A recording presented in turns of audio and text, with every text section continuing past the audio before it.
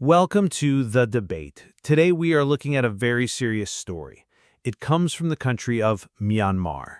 Right. It is a story about violence and, well, it is a story about power. Exactly. On May 22nd, a retired general named Cho Tun Aung was assassinated. He was shot right outside his own home. And this happened in the big city of Yangon. Yes. But our debate today is not just about the shooting. It is about what the government did next. The authorities acted fast. They arrested 16 people. Yes, 16 people, but the most shocking fact and really the saddest fact is that one of the people they arrested is a 6-year-old girl. It is a very difficult detail. And this brings us to the central question for our debate today. Does this event prove that the military government, the junta, is still strong and in control, or does it show they are losing their grip on the country? Well, I will argue that they are losing control.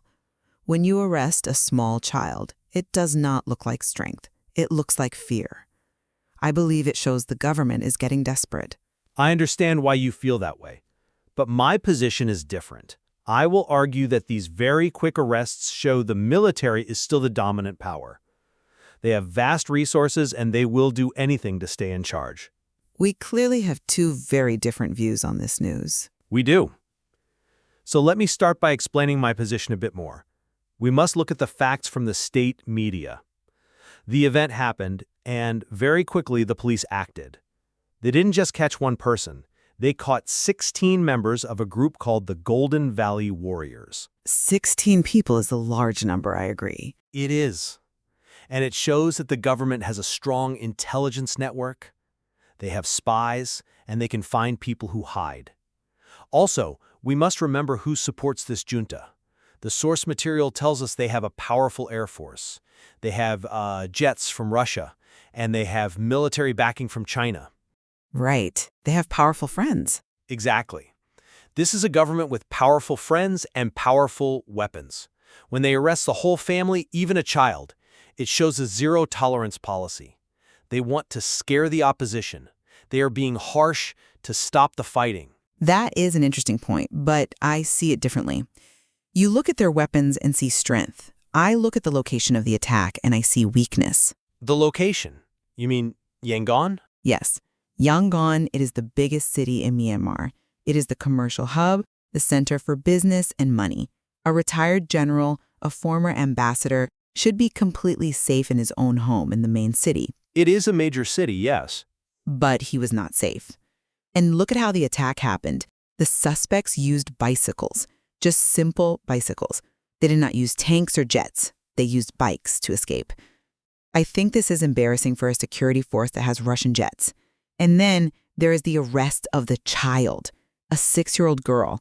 This is not the action of a strong government. It is the action of a desperate one. The civil war is moving from the countryside into the cities. You make a clear case, but I am not convinced by that reasoning. Let us look deeper at this first topic, the attack in the city. You say this proves the whole city is unsafe. Yes. I mean, if a general's not safe, who is safe? But we must look at the data we have. The source says that most fighting is confined to the countryside. The war is mostly in the smaller towns and rural areas. This event in Yangon is shocking, but I argue it is an isolated incident. An isolated incident? Yes, it happened one time. One bad event does not mean the government has lost control of the biggest city. I am sorry, but I just do not buy that. Let me tell you why. The source text explicitly says that grenade and gun attacks on junta-linked targets are, quote, regularly reported in Yangon. Regularly reported. That means it is not just one time. It is happening often. Well, regularly can mean many things, but look at the result of this attack. The group, the Golden Valley Warriors, claimed they did it. And now, 16 of them are in jail. The police found their safe house very quickly.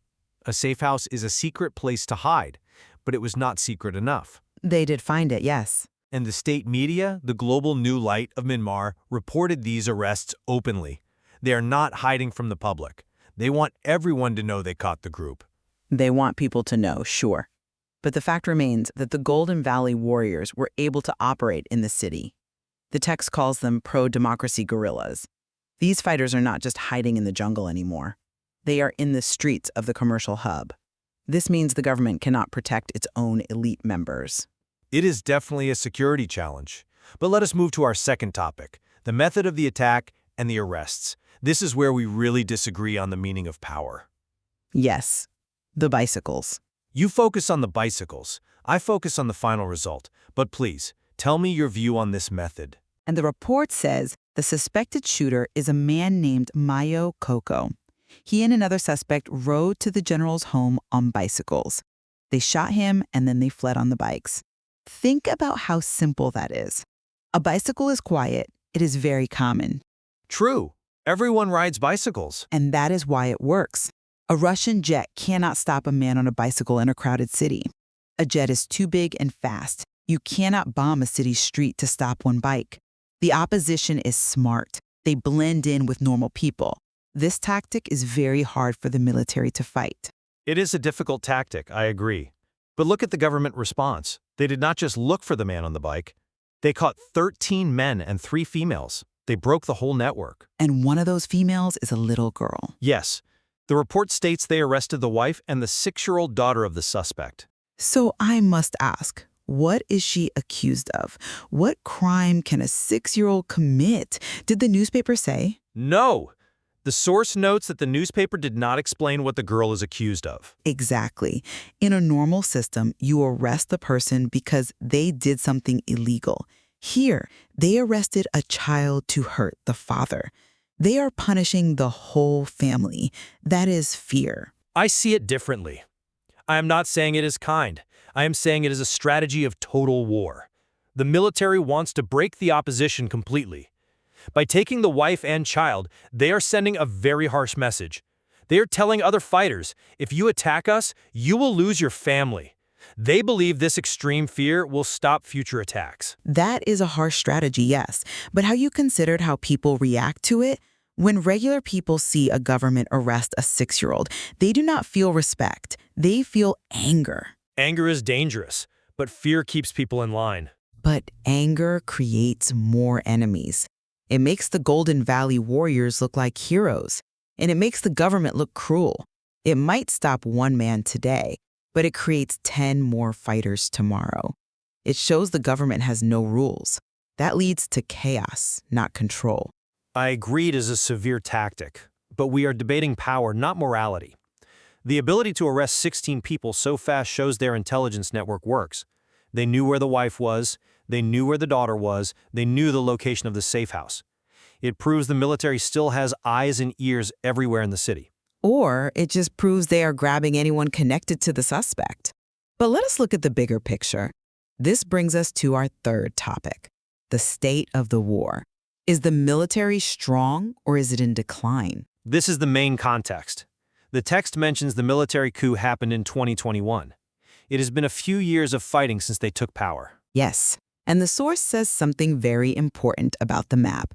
It says the junta has suffered significant territorial setbacks in recent months. Setbacks, meaning they lost some land. Yes, significant setbacks. That means they were losing control of the countryside.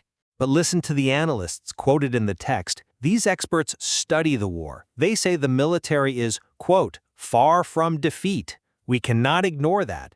Losing some rural land is not the same as losing the whole war. Why do the analysts say they are far from defeat? Because of their equipment and allies. They have Russian jets. They have backing from China. The military is a large, solid force. The text calls this a complex, multi-sided civil war. The opposition is made of many different groups, but the military is one unified army. They do have the jets. And you said earlier that jets cannot stop a bicycle. For a specific street attack, that is true.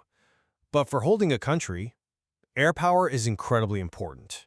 Use jets to move soldiers and to fight large groups of enemies. I look at it another way. Air power is only good for big battles in the country. If the war is moving into Yangon, into the streets, air power is useless. You cannot bomb your own commercial hub. You will destroy your own economy. They do not need to bomb the city. They have the police force for the city. And we saw the police were very effective at making arrests. Plus, having strong allies like China and Russia gives them a reliable supply line. As long as they have fuel and weapons, they can keep fighting. But weapons do not win a civil war on their own. You need the support of the people. When you arrest a little girl, you lose the people. The Golden Valley warriors are proud of this attack. This suggests they feel the regular citizens support them. We do not actually know what the citizens think from this source text. We only know the facts of what happened. The general was killed, the police acted quickly, 16 people were caught. The machinery of the state is still functioning. It is functioning, but is it functioning well? The general was a former ambassador. He was part of the elite. The elite rely on the military for protection. If the military cannot protect an elite general at his own home, the other elites will get nervous. They will start to doubt the junta. That is possible.